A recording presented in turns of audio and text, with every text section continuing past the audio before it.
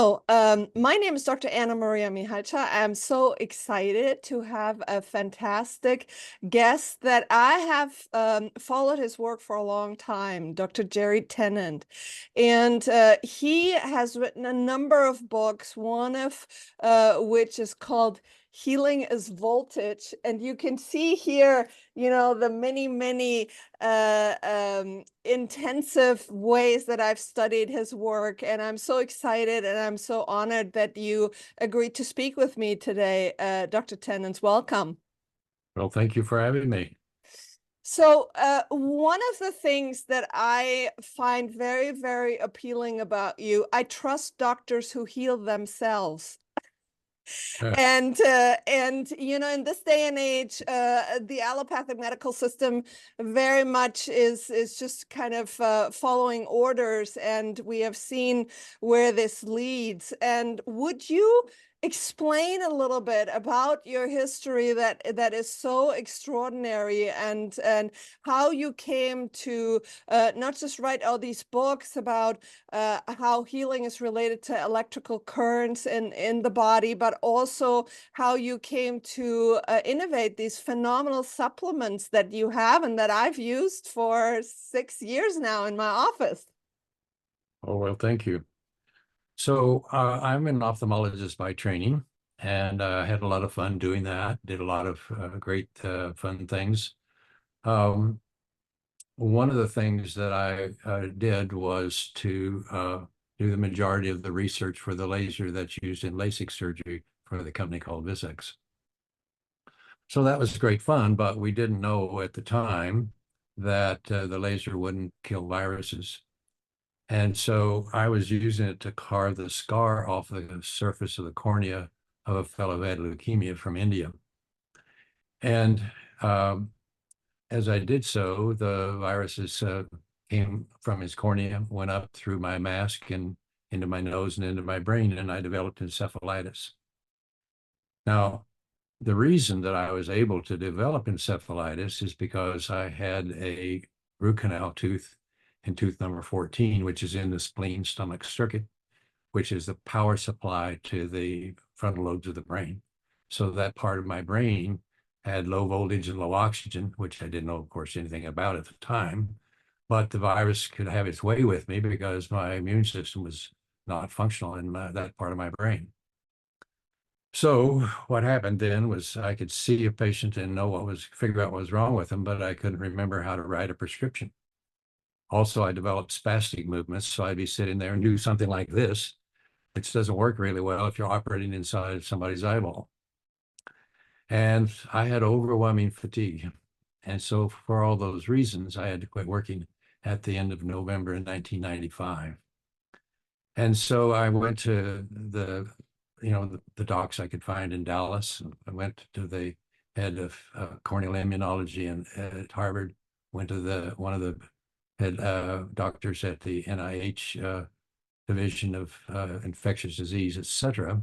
And they all said, well, you have 3 viruses in your brain, good luck. And basically told me to go home and die. Well, I decided that wasn't my best option. And so I was sleeping 16 hours a day. I had 2 or 3 hours a day in which I could understand a newspaper, and then like a light switch, it'd flip off and I couldn't understand anything anymore. So during that 2 or 3 hours a day, I had to try to figure out how to get myself well. So the idea came to me that if I could figure out how to make one cell work, I could make them all work, because even though they all look different, like a laptop looks different from a desktop, they still have all the same component parts. They just have different software. And so I started down that path. I bought about 10 cellular biology books, which I hadn't read in about 30 years. And each one of them had anywhere from a sentence to a page that discussed that cells are designed to run at a pH of 7.35 to 7.45. For some reason, that resonated with me. And so I didn't remember much about pH, except it had something to do with acid-base balance. But when I started reading about pH, I discovered that pH is simply measurement of voltage in a liquid. Voltage in a liquid. I said, cells have to have voltage to work. Isn't that interesting? And so that's how I started down this path that led to my eventually getting myself well, and also eventually beginning to map out the body's battery pack system, wiring system, electronic system, etc. So I've spent the past 30 years doing that and finding it very successful. And I'm a perfect example of how that works. At the end of next month, I'll be 84 compared to when I was supposed to die at age 55. So I've outlived their predictions by 30 years. That is So that's kind of how fantastic. this all started. That is absolutely fantastic. And you also are very aware about the correlation to the root canals and the metals in the mouth. Can you speak just a little bit about this? Because a lot of people, they still have these things in their body, and to understand that this is a vital part of them getting better to take care of that. Well, there are two components to the dental piece. One of them has to do with the fact that a root canal tooth is dead.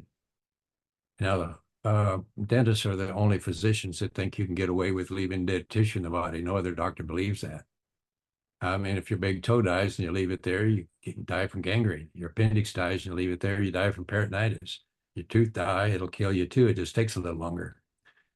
So Boyd Haley at the University of Kentucky showed that one root canal shuts down 63% of your immune system by putting out gliotoxins and thioethers. Now, all root canals are dead because you rip out the artery and the nerve and the vein and kill the tooth, but it's still attached at the root tips. So there's a route for infection to come in, and it always does. I mean, any part of the body that dies will get infected, right? Look at a burn victim. That's one of the big problems in burns is you got dead tissue and it gets infected and infection kills you. So just the fact that it's dead is a big issue. Now, the other issue is you have to begin to understand that the body is wired up with circuits, just like your house is, electronic circuits. And so we'll talk about that in more detail with some pictures in a moment that will make more sense to people. But once you begin to think about circuits, then it makes perfect sense. So when an embryo forms, it forms the brain first, and then circuits go from the brain down into the rest of the body. And on their way into the body, they go through very specific teeth. So each and every tooth is an integral part of a circuit, a power supply to organs in your body. Well, if that circuit is shorted out, then whatever organs are supposed to get power from that circuit no longer do. It's like going out in the garage and flipping a circuit breaker. Now, you don't have that happen as long as the infection is inside the tooth. But once the infection moves out of the tooth into the bone around it, that's a corrosion, if you please. Think about a string of lights, like Christmas lights. You can unscrew a bulb and throw it away and the string still works. That's like having a tooth bulb. But if you have corrosion in a socket of a string of lights, it shuts out the whole string of lights, doesn't it? That's what happens when the corrosion moves into the bone around a tooth. It shuts down the whole circuit, which is, again, a power supply to specific organs in the body. So, for example, a perfect example is like breast cancer. You will essentially never see a breast cancer, or any other for that matter, without having an infected tooth in that circuit with infection in the bone around the tooth. So again, infection in the tooth doesn't do it. It shuts down your immune system, but it doesn't shut down the circuit. But infection in the bone shuts down the circuit. So so that's the role. And as we'll talk more in a little bit, essentially all chronic disease, one of the two great elements that are present in all chronic disease is dental infections and emotions, because those shut down your power supply to the organs. And the point that I need to make is that all chronic disease begins when an organ loses its power. Think about that for a moment. You can buy a brand new car if it doesn't have a battery and it's not going anywhere. Well, if you have an organ that doesn't have any power, it's not going to work either. And we'll talk more about that in a few minutes. So that's kind of how all of this began. And those are two of the most important things, but they're not the only things that shut us down. But basically, if we're going to be good physicians, we have to quit thinking as chemists and start considering ourselves electricians.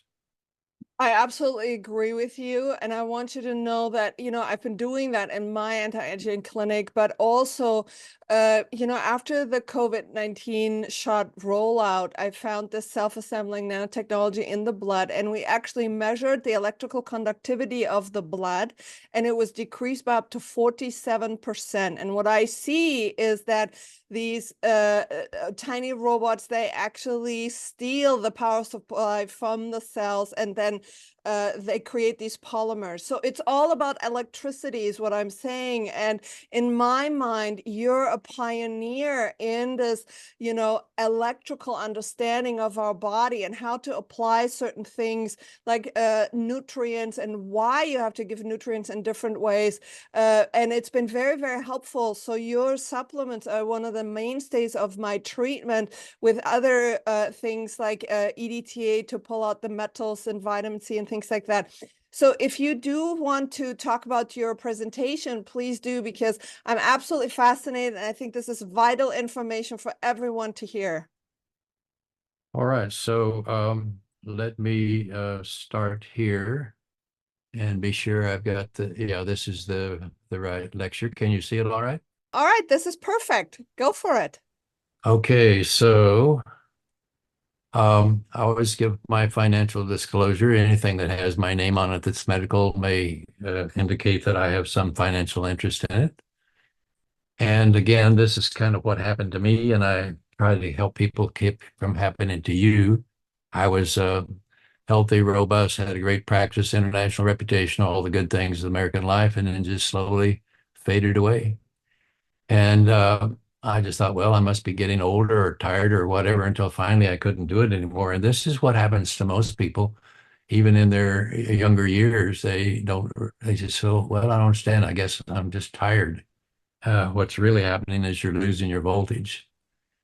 And so why should you believe anything I have to say? Well, I know that because everything I lecture about is unusual, it's reasonable that people might question it. But I wanted to point out that I've been biohacking since 1965. And if anybody wants to take the time and pause this video, they can look at some of the fun things I've gotten to do in the 60 years I've been in medicine. And the fact that my work has been evaluated around the world by numerous other medical organizations, and I've been blessed to be recognized by a lot of various people, as you can see here. And just got my fourth Lifetime Achievement Award, so that was fun. That happened just last month. And this was one of the great surprises. I got a call when I accept an award from the Vatican. They have an award called the Order of St. Sylvester, which is similar to a Nobel Prize that they give to people for contributions to their field. And that was a surprise to me, since I'm not a Catholic, but I was very honored. And so I always begin my lectures that I'm not lecturing with my Texas MD license. I'm lecturing with my Arizona MDH license. Texas does not allow its physicians to discuss things that aren't standard of care. And obviously what I talk about isn't standard of care yet. And so I speak with my Arizona license. And I've tried to do my best to pay attention to copyright law. So I have licenses for all of the images you see in this presentation. So the thing you have to decide is which is more important to you. Do you want to just take a pill that may make you feel better, make your symptoms go away with the least amount of effort on your part? Or would you like to figure out what the root cause is so you can get healthy and stay healthy? It takes a little more work on everybody's part, but obviously it makes more sense to be able to do that.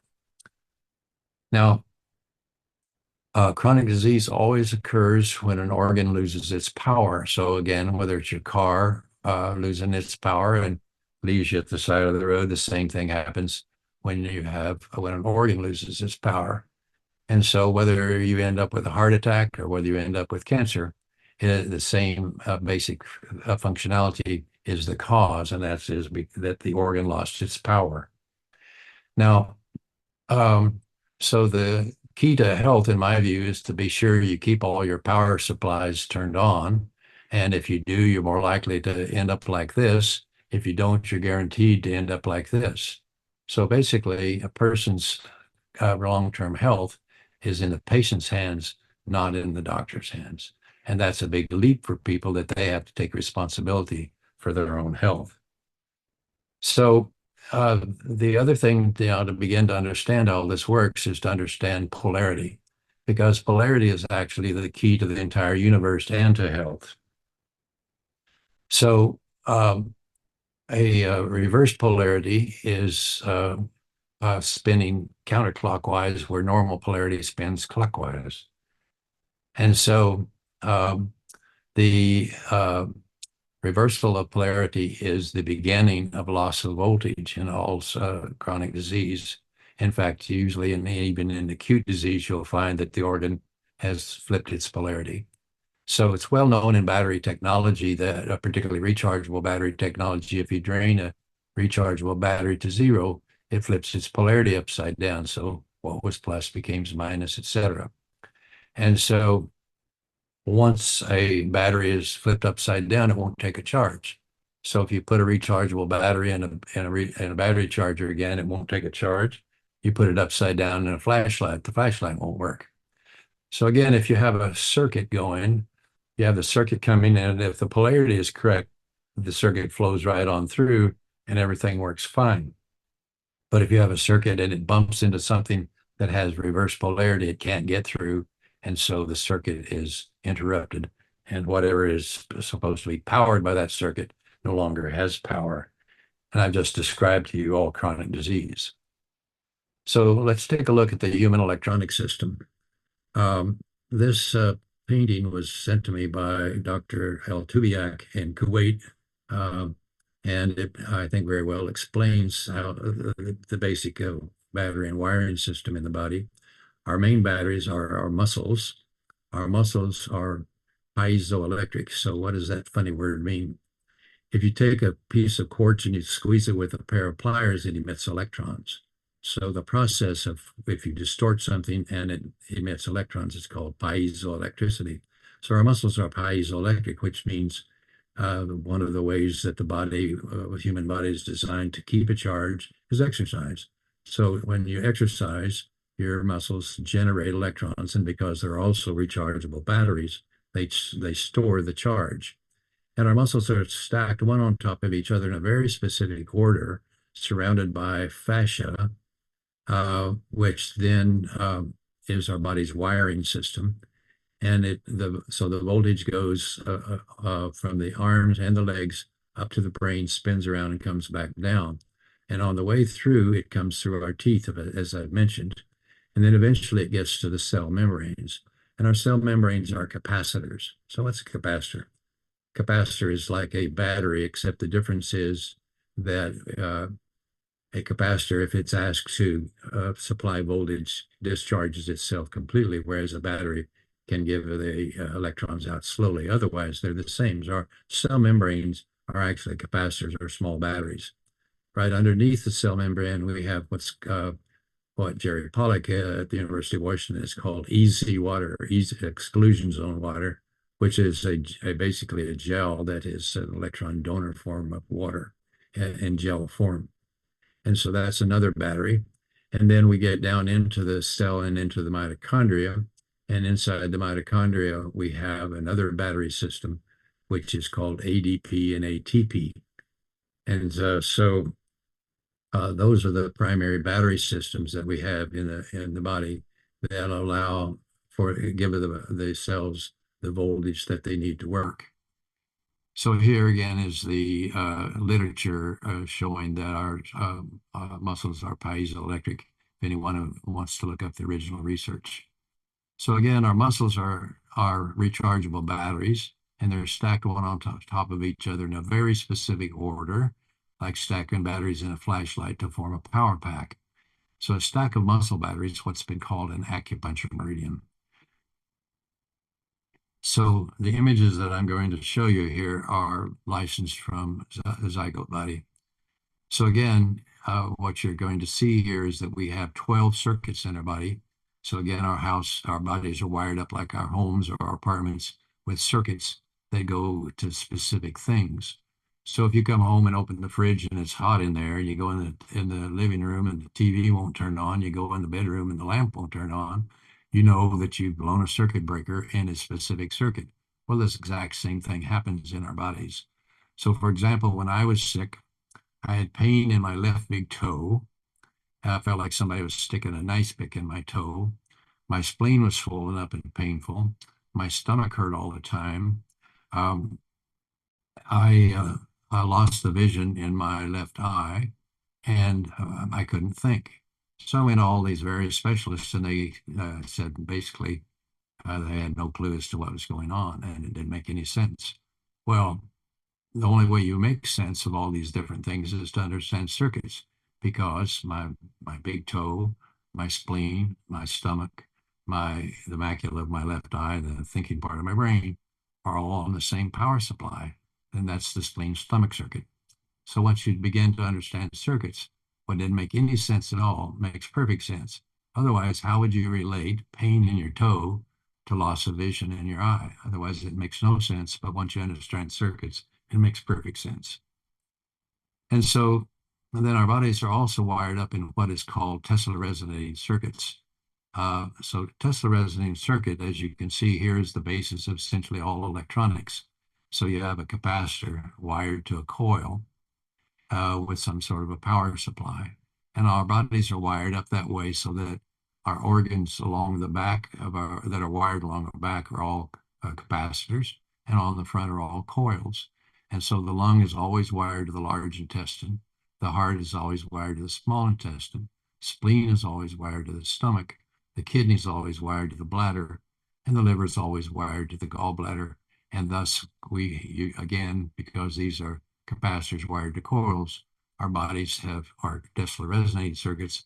And in this manner, our different parts of our body can communicate electronically in the same way our electronic devices do.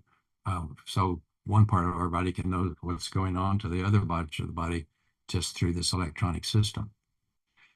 So a sample of a circuit, here's a spleen circuit, for example, and you can see here I've isolated the muscles that are part of the spleen circuit, and here's the list of them over here. And so it starts down, as I mentioned, under the big toe, goes up to the inside of the leg. Special branch goes to the female genitalia, goes around the back to the spleen and the pancreas and the adrenal glands, and then it goes up the back with these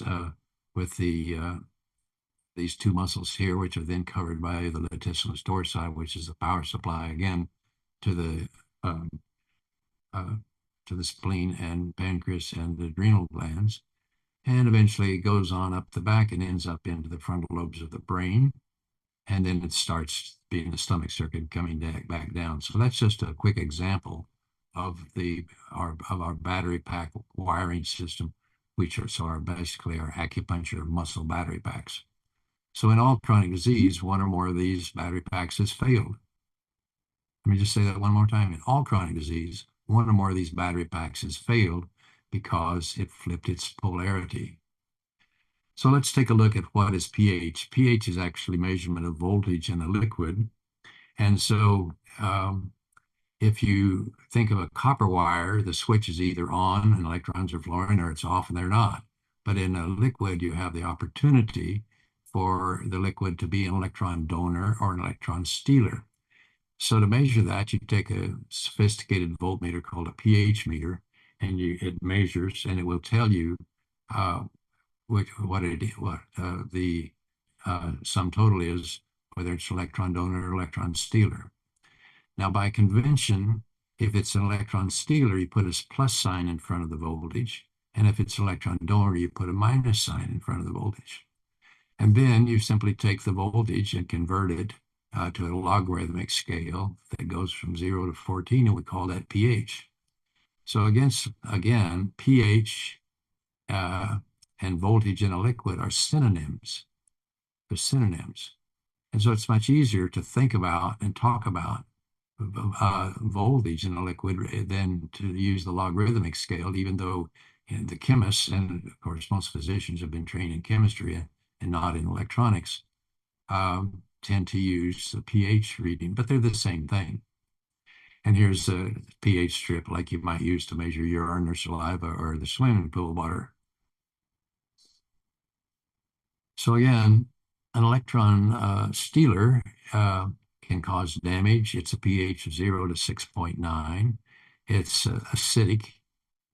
We call those things free radicals. They're the positive pole. They're destructive, and at the atomic level, they spin counterclockwise. Whereas electron donors are capable of doing work. Their pH is 7.1 to 14. They're alkaline. We call them antioxidants.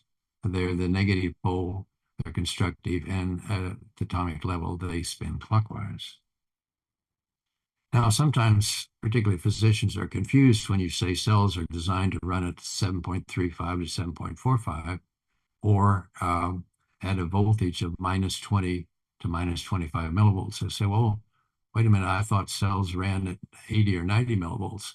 Well, that's only true if you have a cell in a petri dish and you put an electrode inside the cell and one outside the cell and measure across the cell membrane, you'll get somewhere around 80 or 90 millivolts. But the operating voltage in which they're designed to run is minus 20 to minus 25 millivolts. So again, when you look at this slide, you might ask the question, did anybody ever teach you not to put so many numbers on one slide?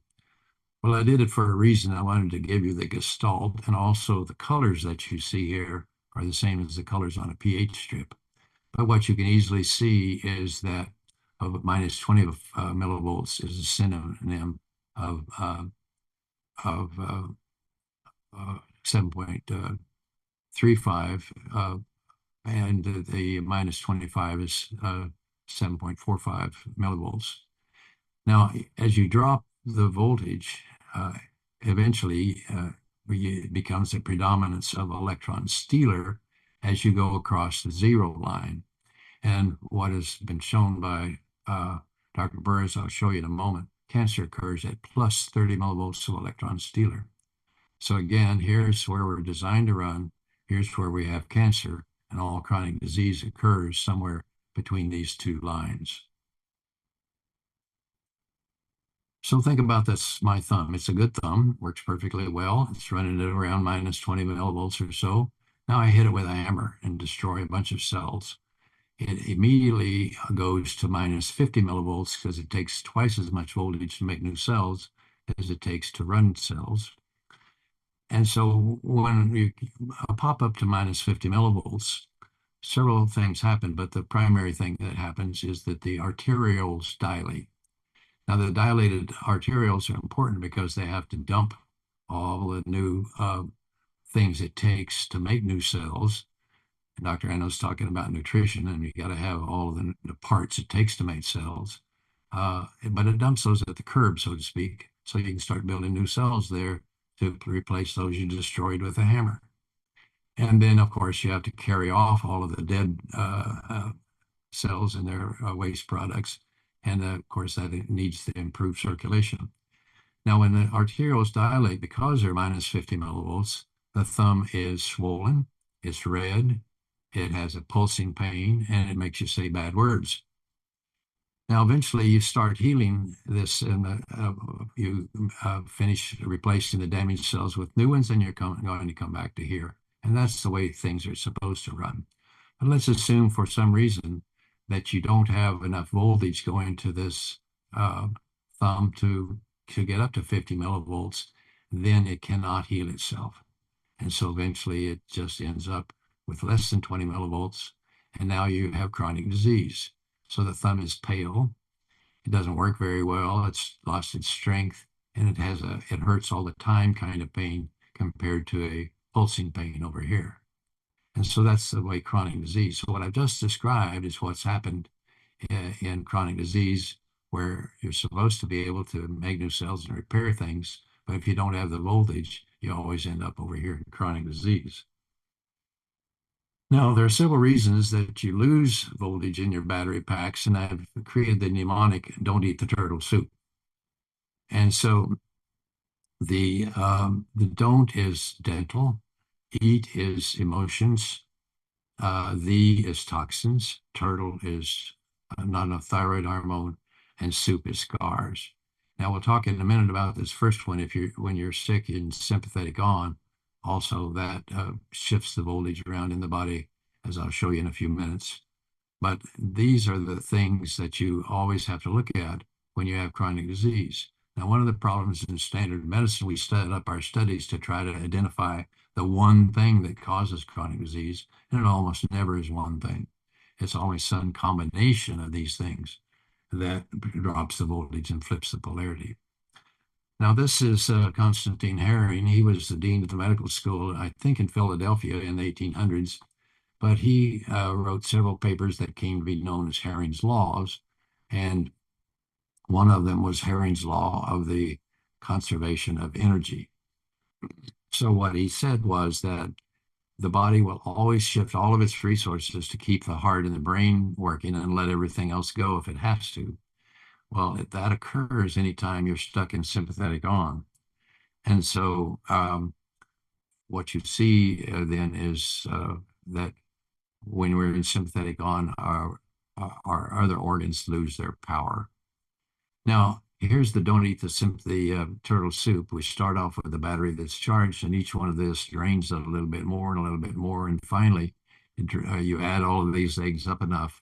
When it's completely drained, it flips its polarity upside down. And now nothing you do works. You can use things that maybe give you some symptom relief, but again, you can't heal anything when you don't have the 50 millivolts. So you're eventually going to get worse and worse, even if you take drugs. So your brain doesn't know that your knee is hurting or your liver is hurting or whatever. Now, to flip the polarity back up, you have to use scalar energy, which I'll talk about in a minute, because only scalar will flip the polarities back to normal. Once it's back to normal, it's still discharged. So now you have to charge it with electromagnetic energy. And that's where my biomodulator comes into. So my biotransducer is scalar and my biomodulator is electromagnetic, and it allows you now to have the battery charged up again. Once you have the battery charged up again, the body never forgets how to heal, and it will go back and start making new cells, assuming you also have the proper nutrients, which Dr. Anna spoke about, and also that you deal with any toxins that are damaging cells as fast as you make them. So again, when you flip your polarity, you use scalar energy, and you can put it, for example, on the top of your head, and it helps turn all of your circuits back on. And so it's important to understand that you can't just put in electrons. If you put in electrons, the body says, thank you for those, but it quickly uses them. And then you're back where you were. So you go out and get in your car and it won't start. You put a battery charger on it and it starts and it'll run, and you take the battery charger off. But pretty soon, if the battery is dead, it won't hold a charge. And particularly if the alternator on your car doesn't work, or when you turn it off, it won't start again, because again, you don't have a battery system. So again, it's critical to understand the importance of scalar energy, which allows you to turn your batteries back on and recharge them. Now, I mentioned Herring's Law, and one of the things that will overcome Herring's Law is to treat the vagus nerve. So when you turn your head to the side, you see the sternocleidomastoid muscle here, which you can see here. And then just inside of it, here, you can see the vagus nerve. It just lays right inside that muscle. And so one of the important things to realize is that every organ has two different systems that control it. One is the nervous system, which is a digital, which is an on-off switch, which is proven by Dr. Becker. And then you have the muscle power supply, which is our battery packs that supply power to it. And that's been my work. So basically you have both systems going. And so if you come back again and look at the vagus nerve here, you have the nerve itself, which is an on-off switch, and you have the muscle right on top of it, which is its power supply.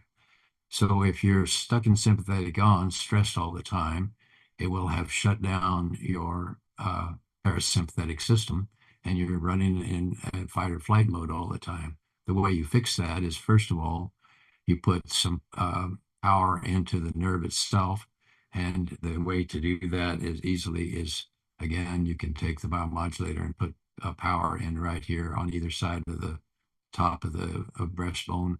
And so that turns the vagus nerve back on and allows power to start going to the rest of the body. And then you come back and you charge the muscle itself back up. So now it has power. So you've corrected both the nervous system and the power system. It's a very amazingly powerful thing to do for people because people who have chronic disease are always stuck in sympathetic on. So turning the parasympathetic back on so that the rest of the body gets its share of voltage is a very powerful tool. So let's talk for a minute about scalar energy.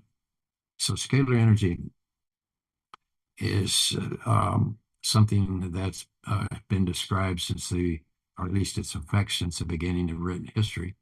But most physicists still claim it doesn't exist because it's invisible. But only scalar will flip the polarities back to normal. So again, if you have a polarity that is incorrect and you add scalar to it, it makes the polarity back correct again. So I happen to, if you want to take a deeper dive into scalar, I wrote a book about it called Scalar Energy, the Essence of Life Itself. My granddaughter sent me this image of her husband and their child, my great-grandchild, reading my scalar book. So I thought it was kind of funny, so I added it to this slide. Well, nevertheless, everybody understands about electromagnetic energy, electricity, radio waves, and so forth. But very few people have a clue about scalar. So lightning strikes the earth someplace every second. And in the process of doing so, it will, the two lightning bolts, first of all, lightning hits the earth, goes down a little ways, turns around, goes back and hits the ionosphere and comes bouncing back and forth. So basically, you're eventually going to have these two lightning bolts strike like this, nose to nose. And when they do that, they slide together like so until eventually the energies are neutralized. And now when they're neutralized, you have created what is called a cuboctahedron. Let me see if I can do this where you can see this a little bit better. So what you see here is, again, the lightning bolt striking. And when they do, they create this form called a cuboctahedron. The cuboctahedron is the only shape in nature in which energies in every direction are equalized, and thus it makes it invisible.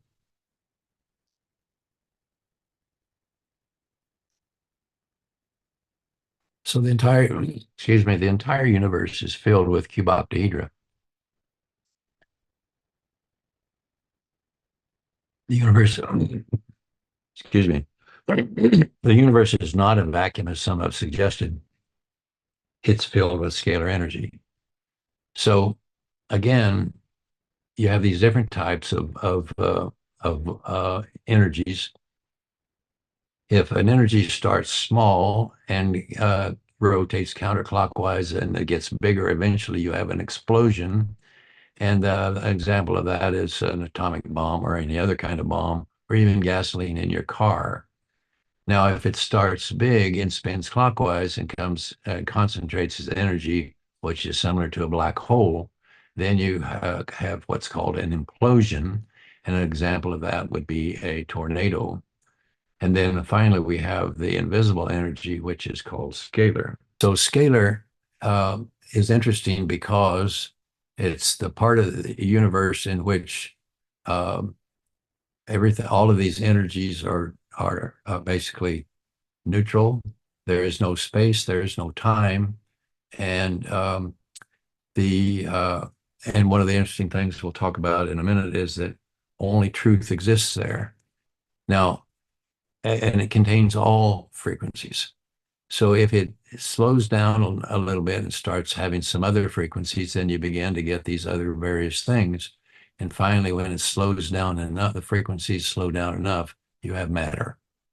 So again, we go from scalar, where everything is invisible, down to everything in between, and finally down to matter. So here are some of the names that have been given to scalar energy over the centuries. Now, one of the interesting things is that scalar energy will implode into the body because of its geometry, which we don't have time to talk about today.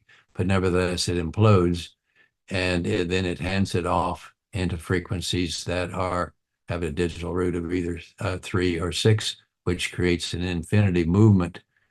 So you have an infinity movement of energy back and forth between the capacitor and the coil, and that's a movement of energy through the body is a part of the critical thing of how things work, and it's certainly part of the critical part of acupuncture theory. So now, one of the interesting things that we have to understand is that the brain itself has two different components. So we have a thinking part of our brain, which is electromagnetic, and then we have the old limbic part of our brain, which is scalar. And so because they run at different energies, they have different capabilities. So for example, the human brain is 40% thinking brain and 60% scalar, whereas a dog's brain is 7% thinking and 93% scalar. Well, once you understand that all of the information in the universe and transmission of it throughout the universe is instantaneous, it can also, explains why dogs and other animals can do things that we marvel at, because they are running primarily with their scalar energy brain, which is tuned in to what's going on around them. So, for example, you might wake up in the night and your dog's barking and having a fit, and you look around, you can't find anything, you can't see anything, but the dog is just very restless, knowing that something is amiss. Well, it may be because you've got a possum or a raccoon on the back fence that the dog, his scalar brain knows is there, but neither one of you can see it. But this dog knows, and you're in your thinking brain, the dog's in its scalar brain. And because right at the back of our scalar brain, we have this thing called the pineal gland, which is an antenna, and it both sends and receives information. And so the dog will pick up signals that you don't pick up because you're in your thinking brain. This has happened to all of us. We look at a phone and say, "Oh, mom's about to call." Sure enough, the phone rings, and sure enough, it's mom. Well, how'd you know that? It's because mom's pineal gland sent you the message that she's calling you. And if you were in your scalar brain, you would have received that message and say, "Oh, mom's calling." And that's how the scalar part of the thing works. And of course, we can supply scalar brain through the transducer right into that antenna and recharge this system when we need to. So again, one of the interesting things about knowing these different parts of the brain is it helps us understand muscle testing, kinesiology. So this is where we use testing of the body to ask it questions. And for example, we can figure out which circuits are out. But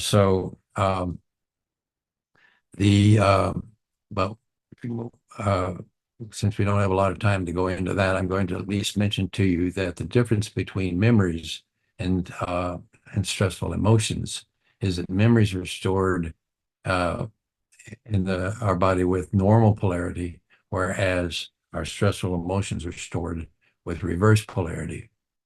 And so because emotions are stored with reverse polarity, if you apply scalar energy to these emotions and you flip its polarity back to normal, you have simply switched a stressful emotion into being just a memory. This is an amazingly powerful thing. It's an amazingly powerful tool. And we find that it's very difficult to get people well and keep them well unless we deal with stressful emotions. And fortunately, we figured out how to do that in just a matter of minutes using scalar energy. So again, one of the more powerful things that we've been able to accomplish during my career is to learn how and expand on the knowledge of how to use scalar energy to get rid of emotional baggage. So one of the tools that's very handy is a pendulum, and people get confused about how a pendulum works. Again, let me get this running again so you can see the graphics. So if you drop a steel ball close to a magnet, it'll jump on top of the magnet, won't it? Now, if you tie a string around the ball bearing so it can't jump, and you spin the magnet, the ball bearing will spin the same way the magnet spins. And in physics, this is called induction, and it's actually the way an electric motor works. So again, the uh, the use of a pendulum is simply using physics to figure out what's going on. And because every organ in the body is surrounded by um, a, uh, a field that is scalar, one can use the pendulum to determine whether the field around that organ is spinning clockwise or counterclockwise. So it's a really powerful and quick tool that I encourage everybody to learn how to do because it's really quite powerful and magical. Perfect example: a patient goes into the emergency room with a severe uh, mid back pain. So the doc doesn't know, is this pancreatitis or kidney stone? Well, you simply test the kidney circuit and test the spleen stomach circuit, which is the pancreas circuit. And whichever one has reverse polarity, you immediately know what's going on. You don't have to wait for the x-rays or on all the diagnostic tools because if it's a kidney stone, your kidney circuit will be reverse polarity. If it's pancreatitis, the spleen stomach circuit will be reverse polarity. And it took you 10 seconds to figure that out. That's how powerful this can be and helpful. So again, there are specific points on the body where one can simply touch that or point to it and use the pendulum, and it'll tell you if that circuit is spinning correctly or if it's flipped its polarity. And then here's the diagram that we give to everybody when we teach them how to do this. So again, once we figured out that you flip the polarity, use scalar to flip it back to normal. You can also put the device between your legs where it won't fall on the floor, and it'll go up the spine and turn your circuits back on. So again, what we have to do in all chronic diseases recognize that all chronic disease, that this process has happened, that you've got flip polarity, and that the way you fix it is use scalar to flip it back up, use electromagnetic to charge it back up, and once it has power, then you give all the nutrition that it takes to make good cells, get rid of any toxins that damage them, and get out of the way. And of course, one of the ways you can charge them up is you can put your feet on these flip plates with the biomodulator, and it'll recharge your system. Now, one of my frustrations is that I've spent many years trying to teach people how to check their circuits. And even in my own family, I was unable to get my wife and one of my sons to check their circuits on a regular basis, and they're no longer with us. And this will happen to you or your family, I guarantee it, if you don't take the time to learn how to check your circuits. Think about that for a moment.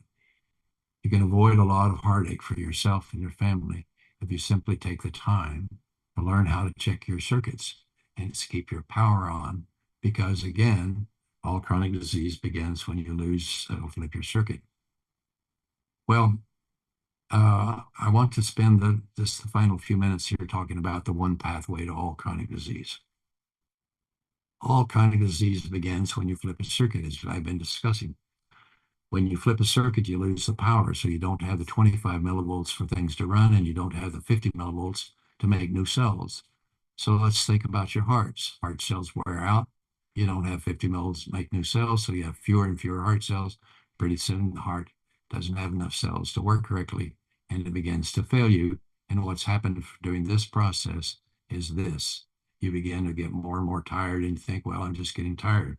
No, you're losing your power. Now, one of the first things that happens when you lose power is you lose your immune system. And so when you lose the immune system, you don't have the so-called police going around attacking the bad guys, which causes you to end up with various kinds of infections. So you get the flu and colds and pneumonia and COVID and on and on and on. Well,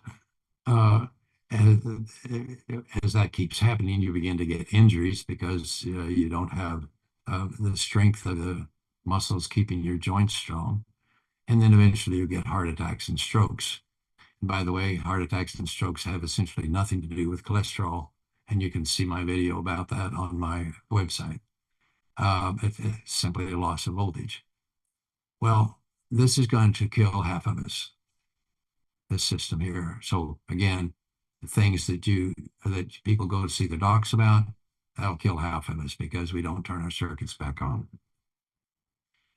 Now I'm going to skip past the injuries, but go to what happens next, and that is we began to lose more and more oxygen.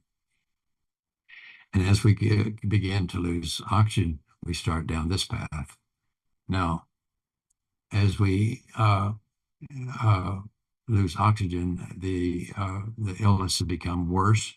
But oxygen is dependent upon voltage. So inside of our cells, as I mentioned, we have the mitochondria with ADP and ATP, which is a rechargeable battery system. And because it's a rechargeable battery system, we have to have a battery charger, which is called the Krebs cycle, the citric acid cycle. And so if you have oxygen available for every unit of fatty acid you put into this battery charger, you can charge up 38 of these batteries. But if oxygen is deficient, for every unit of fatty acid you put into the circuit, you can only charge up to, 2 to 4 of these batteries. So again, it's like having a car goes from 38 miles a gallon to 2 miles a gallon. And it's simply because, well, what this shows, of course, is the relationship between voltage and oxygen. But the other relationship, which is very important, is called Bohr's law, or the Bohr effect. What Dr. Bohr taught us was that in order to attach oxygen to hemoglobin in our lungs, you must have 34 millivolts in the heart circuit. And by the way, the alveoli of the lungs where oxygen attaches is on the same circuit as the heart, whereas the trachea and bronchioles are on the lung circuit. Nevertheless, you put this thing on your finger and it says 98%. That tells you how much oxygen, how much of your hemoglobin has oxygen attached to it. Tells you absolutely nothing about how much oxygen is available to the cells. And that's where people get confused. So let's assume that says 98%.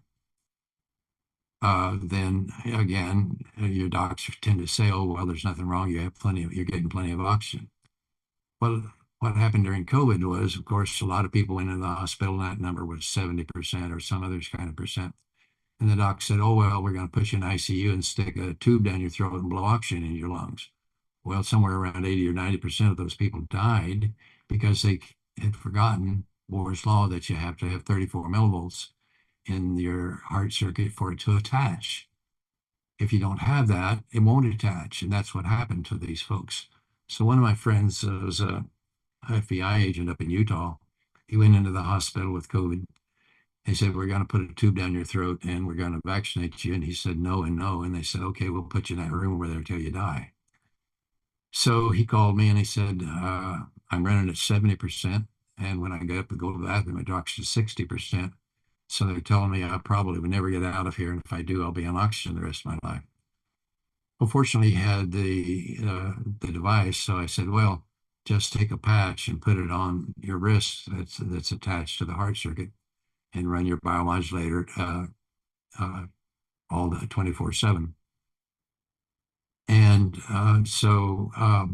within the next day, he was running at 80%. The next day, he was running at 90%. The next day, he was running at high 90%. And so they sent him home, and then he went hiking in the Utah mountains with no oxygen because he simply followed Bohr's law and put voltage into the heart circuit so the oxygen would attach to the hemoglobin. So we could have saved lots of people if the docs had remembered that they were taught this in freshman medical school. I actually sent this graph to him and his doc. His doc looked at it and said, oh yeah, I remember something about this from medical school, and threw it in the trash. That was the end of it. Well, nevertheless, the next thing that happens is, let's say it attaches and it goes circulating around through your blood. The problem is it won't come loose unless the voltage drops to 11 millivolts. So again, this could say 98%, and you may be up to 60% deficient at the cellular level. So the way this is supposed to work is inside the red blood cells, we have this thing called the carbonic acid buffering system. It takes the carbon dioxide from your cells and using bicarbonate converts it to hydrogen, and hydrogen drops the voltage from 34 to 11, and now the oxygen is available. The problem is that the kidneys make the bicarbonate, and after age 40, your kidneys have trouble doing that. So it's a good idea for people past 40 to simply take a quarter of a teaspoon of baking soda every day, which helps this system continue to work correctly. So you have availability of oxygen. So interestingly enough, bicarbonate is one of the most powerful medicines that's anti-aging as well as keeping your oxygen levels up. So again, now let's take a look at what happens as oxygen begins to drop further. You're going to end up developing cancer.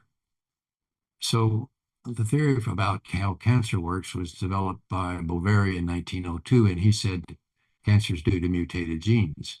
And so that's been our theory about cancer since 1902. So the theory has been, okay, if you got a tumor, you cut it out and throw it away, trying to throw away the mutated genes.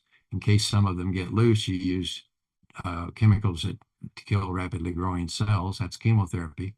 And radiation kills anything it touches. So this has been the standard cancer therapy since 1902. How well is that working? Well,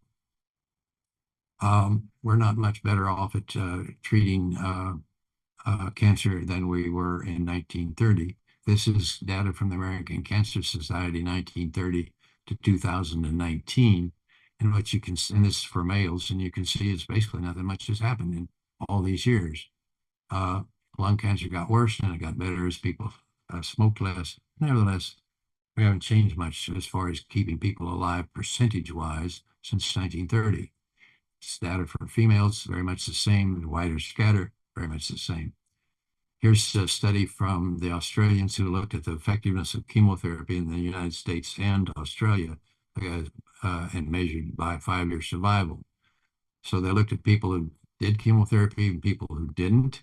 And in Australia, people who did chemotherapy, 2.3% of them lived longer than those who didn't. And in the US, 2.1, which means that chemotherapy basically failed 98% of the time.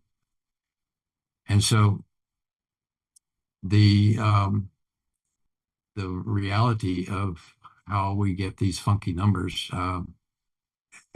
is basically what happened to our ability to look at statistics. So if you have 6 people out of 100 have athlete's foot, that's 6%. If you do something and drop it to 3 people out of 100, that's 3%. And so the absolute risk reduction goes from drop by 3% from 6 to 3, but will be reported in all of our medical journals as relative risk as a 50% reduction because 3 is 50% of 6. That's how they basically use smoke and mirrors to make us think that certain things work when they really don't. And if you drag that out, let's say you have 6 out of 10,000, and then you do something that reduces it to 3 out of 10,000, it's still reported as a 50% reduction, even though the real reduction is 0.000, et cetera. So again, they use smoke and mirrors to tell us how things are working. This, by the way, is a guy I think got it right. Mueller in 1838 said basically cancer was caused by stem cells. He used a different word, but that's basically what he said. And there have been several articles published in the last 5 years or so that normal cells don't become malignant, just stem cells do. Now, in 2013, Thomas Seyfried up in Boston proved that it's not, it isn't mutated genes that's driving the bus. He took a cancer cell, removed its nucleus with the mutated genes, and put it in a normal nucleus, assuming the cell would become normal. It did not. It stayed malignant. He then did the opposite. He took a normal cell and removed its, he took a normal cell and removed its normal nucleus and put it in a cancer nucleus, assuming it would become malignant. It did not. It stayed normal. And when this is repeated at several other universities, it became apparent that mutated genes aren't what's driving the bus. They're simply a secondary phenomenon. And so the So here's what I think is happening, and that is we've been able to see that uh, it's essentially impossible to find a patient with cancer that has inflicted polarity of its power supply. And then this is the work of Keith Brewer. What Brewer proved is that all cancers and tumors, all of the cells have flipped their polarity. So again, as this is what he published over here, and this chart I showed you is what Brewer showed is that you have to drop to plus 30 millivolts in the cells for them to become malignant. And again, this goes back to Bohr's work, where we again that voltage controls the oxygen. And so one of the interesting things too is the work of Simoncini. This Roman oncologist published this book that cancer is a fungus and pointed out the relationship between the two. I think he was wrong and he thought cancer was the cause, but nevertheless, he pointed out the association. So the role of fungus on the planet is to take dead and dying organic material and turn it to dirt. So if you have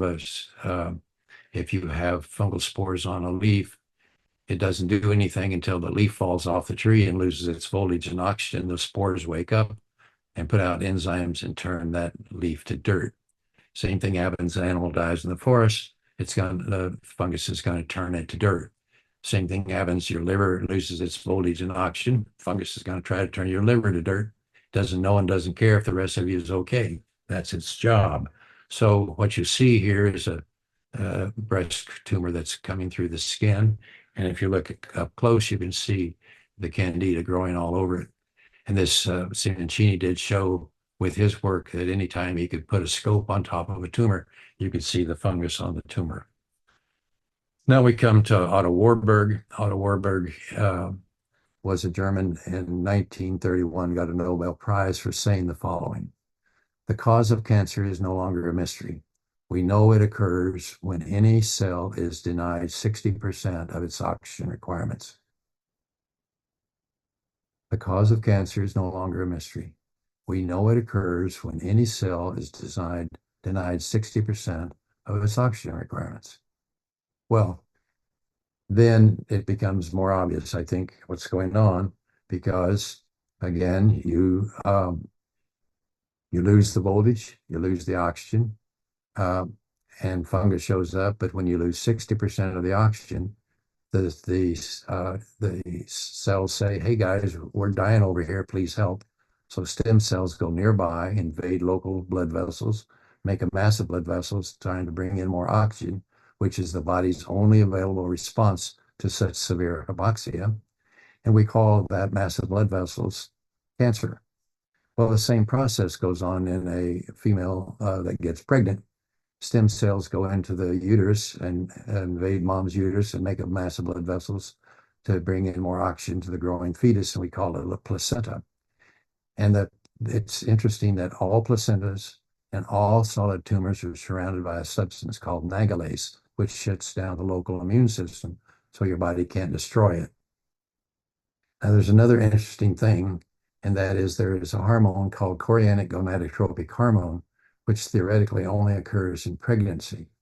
But if you test men who have cancer, you will often find that they are also producing chorionic gonadotropic hormone, which again supports the theory that all solid tumors are simply placentas, which helps us also understand why so often when we go in and destroy tumors, as the American Cancer Society has shown, we don't really solve the problem statistically, in that the body tends to make a new one or multiple new ones because we didn't fix the real problem, and the real problem is lack of oxygen. So again, one of the things we did was to develop a nutritional system that has everything I could find that cells need. I got a biochemist to work with me, and I went through the physiology books and wrote down everything that cells needed.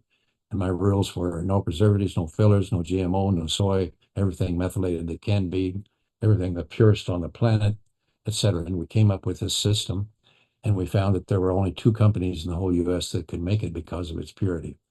but I have not been able to find anything else anywhere in any country that has all of these things that our nutritional system has.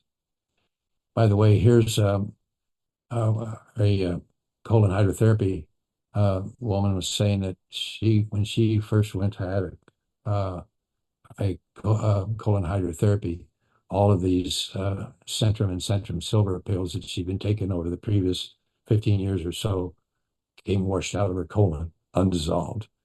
So again, those don't work so well. So the summary is that there's only one pathway to all disease, and it all starts when you flip the polarity.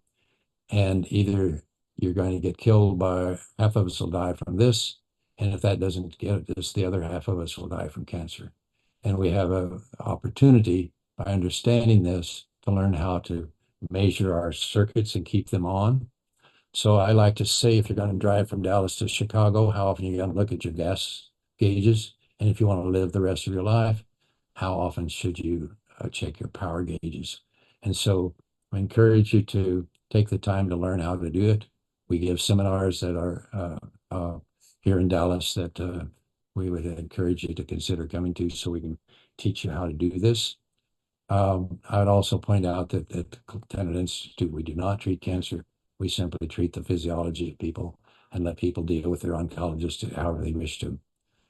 Well, this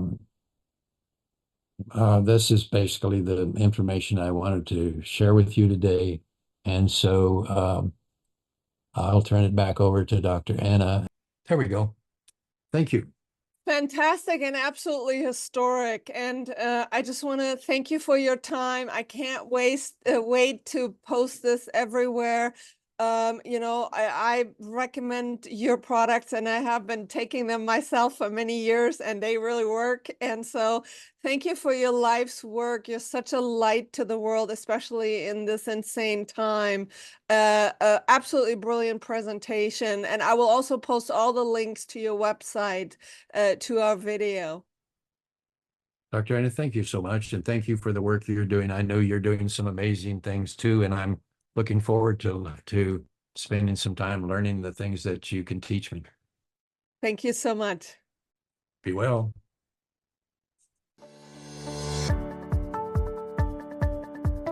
Hello, my name is Dr. Anna Maria Mihalcha. I am an internal medicine physician with a PhD in pathology and 20 years of clinical experience. I've written a book that's called Light Medicine, A New Paradigm, The Science of Light, Spirit, and Longevity. I have explained to the world a new model of medicine in which we understand that we are biophotonic beings of light, and that if we address this model in our approach to health, that we can significantly help people.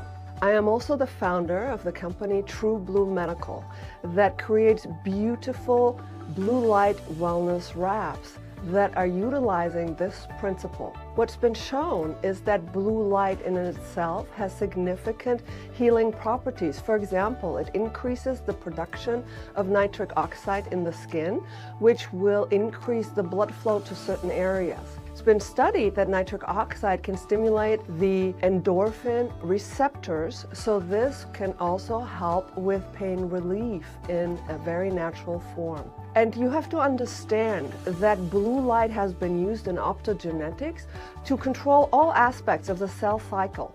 So we can restore, in a way, health that the regular scientific model hasn't quite thought about. So unlike infrared lights, blue light does not generate heat.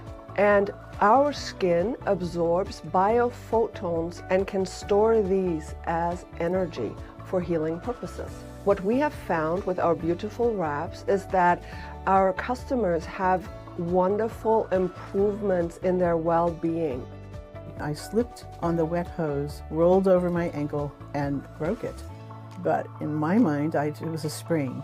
And so I went in and I wrapped my ankle.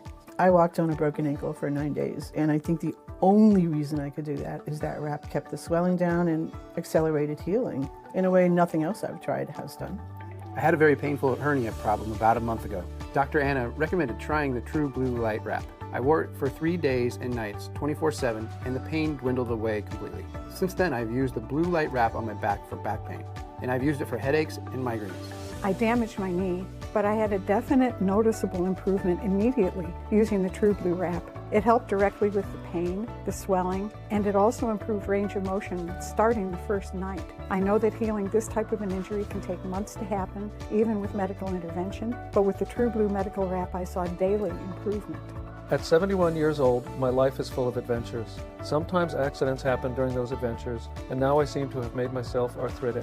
I got my blue light wrap pretty fast, and I wear it most of the time. It works. And I love those little blue lights.